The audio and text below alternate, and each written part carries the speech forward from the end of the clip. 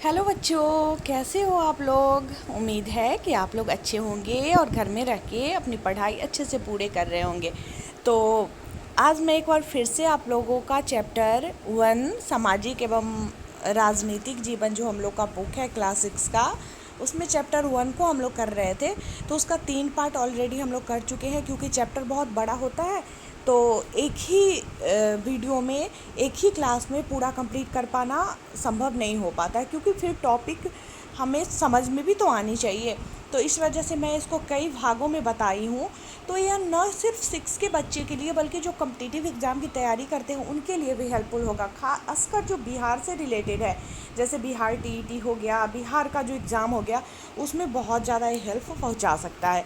तो हम पिछले क्लास में आप लोगों को बताए थे कि अगले क्लास में हम लोग डॉक्टर भीमराव अंबेडकर के बारे में जानेंगे, क्योंकि वीडियो बहुत लंबा हो जा रहा था इस वजह से। तो आइए जानते हैं। डॉक्टर भीमराव अंबेडकर, इनका जन्म 1891 में हुआ था, ठीक है। और पूरा जीवन काल जो इनका है 1891 से लेके कब तक है 1956, ठीक है। और इनका जन्म जो हुआ था वो महार जाति में हुआ था। महार जाति का मतलब होता है अछूत, मतलब जिनको हम गंदा मानते हैं, छूने से भी होते हैं कि अगर हम छू देंगे तो फिर हम अशुद्ध हो जाएंगे, ऐसा माना जाता था। महार लोग जो होते थे अक्सर गरीब होते थे और उनके पास ज़मीन नहीं थी। और एक और बात थी कि उनके बच्चे को वही काम करना पड़ता था जो खुद करते थे। जैसे आजकल ऐसा कुछ नहीं है। आजकल हम अपनी पसंद से अपने व्यवसाय को चुन सकते हैं, अपने कार्य को कर सकते हैं। अगर ज़रूरी नहीं है कि हमारे पापा ये है किसान है तो हम भी किसान बने। अगर हमारे पापा किसान है फिर भी हमें कोई और रोज़गार अगर पसंद है, हमें टीचर बनना है, हमें डॉक्टर बनना है, इंजीनियर बनना है, जो बनना है हम अपनी पसंद से कर पाते हैं। लेकिन महार जाति में क्या होता था कि उनको वही काम करना होता था जो उनके पूर्वज करते थे, है ना।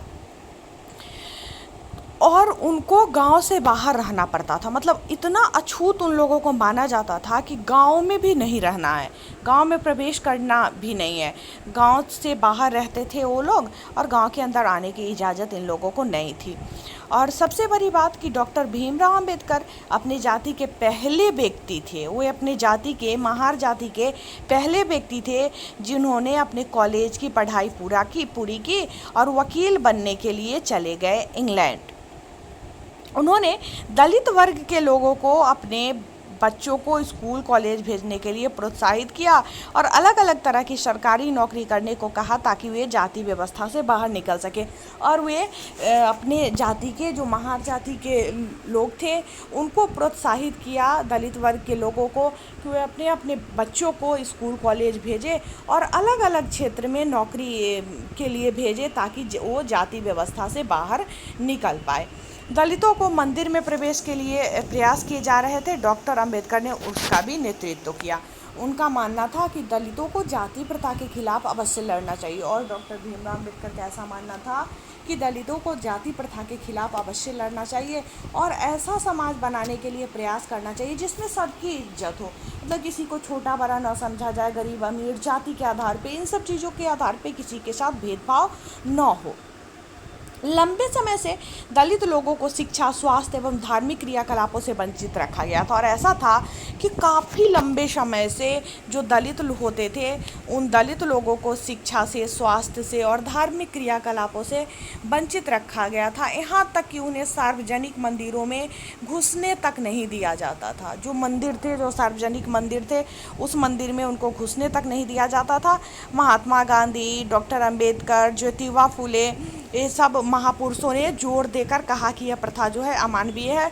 और ये जो कार्य हो रहा था इनके साथ, इस प्रथा के खिलाफ ज्योतिबा फुले, महात्मा गांधी, इन लोगों ने भी कहा कि ये प्रथा अमानवीय है और मतलब लोगों को इस प्रथा से निकलना ही होगा।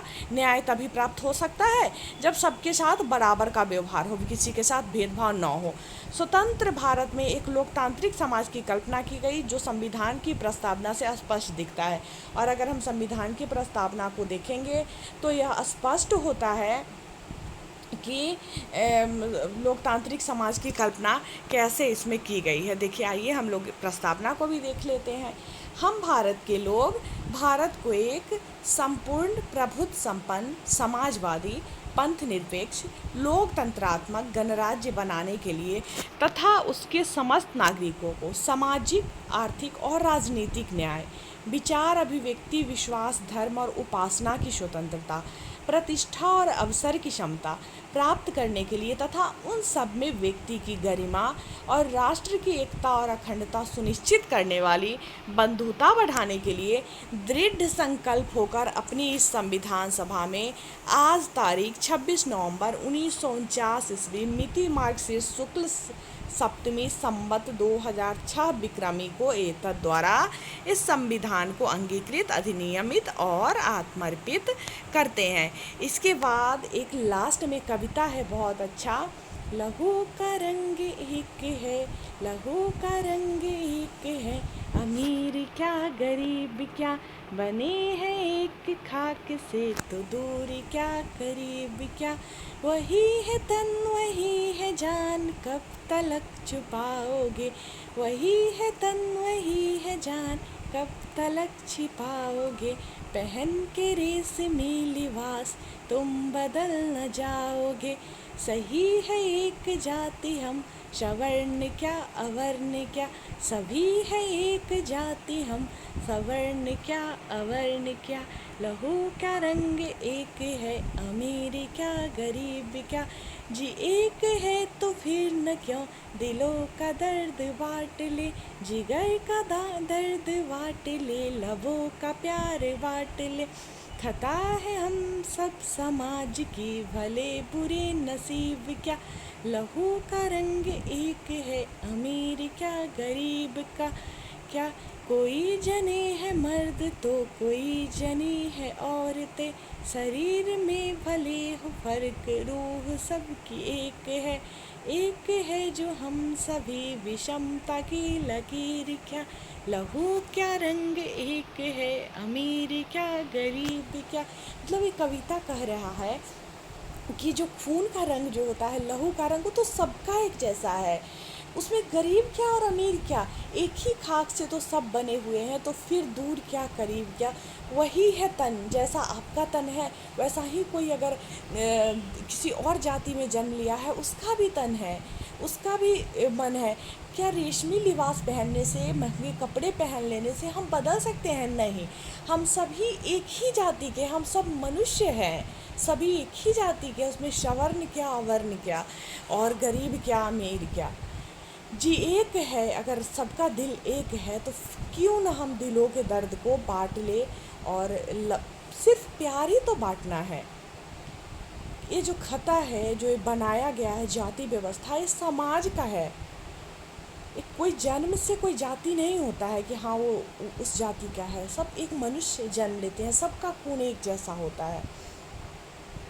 कोई मर्द को मतलब लड़का जन्म लेता है, लड़के को जन्म देता है, कोई लड़की को देता है, सब, लेकिन फिर भी शरीर में ज़रूर फ़र्क है, शरीर के बनावट में ज़रूर फ़र्क है, लेकिन आत्मा जो है सबकी एक है।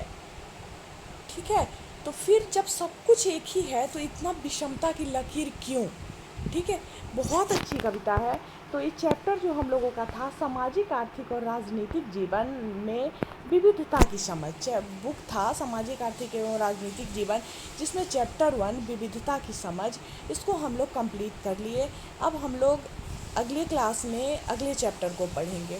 ठीक है, तो क्वेश्चन आंसर बनाने का आप लोग कोशिश करिएगा, क्वेश्चन आंसर मैं बाद में करवाऊँगी। ठीक है, मेरा मकसद है कि लॉकडाउन होने की वजह से बच्चे स्कूल नहीं जा पा रहे हैं, तो बच्चों का ये कंप्लीट हो जाए। जो बच्चे पढ़ाई में उत्सुकता रखते हैं, पढ़ाई करने को इच्छुक है, क्योंकि अब स्मार्टफोन लगभग सभी के पास होता है। टेलीविज़न हो ना हो, मतलब दूरदर्शन पे जो क्लास आता है, टीवी बहुत सारे लोगों के पास नहीं होगा। अब कहोगे कि दाम में फ़र्क भी नहीं है, लेकिन फिर भी टीवी बहुत लोगों के पास नहीं है आज भी। लेकिन ये जो फ़ोन होता है स्मार्टफोन, एक फ़ोन सबके पास है, तो इसलिए मैं कोशिश कर रही हूँ कि बच्चों तक ही पहुँचे। हालांकि व्यूज़ देख रहे हो बहुत कम आ रहा है, बहुत कम लोग वॉच कर रहे हैं, लेकिन फिर भी मैं बना रही हूँ क्योंकि पहुँचे बच्चों तक। और जो भी लोग इसको देखेंगे ना, तो प्लीज़ शेयर ज़रूर करिएगा ज़रूरतमंद लोगों तक। तो मिलते हूँ फिर आप लोगों से नेक्स्ट क्लास में, तब तक के लिए बाय बाय।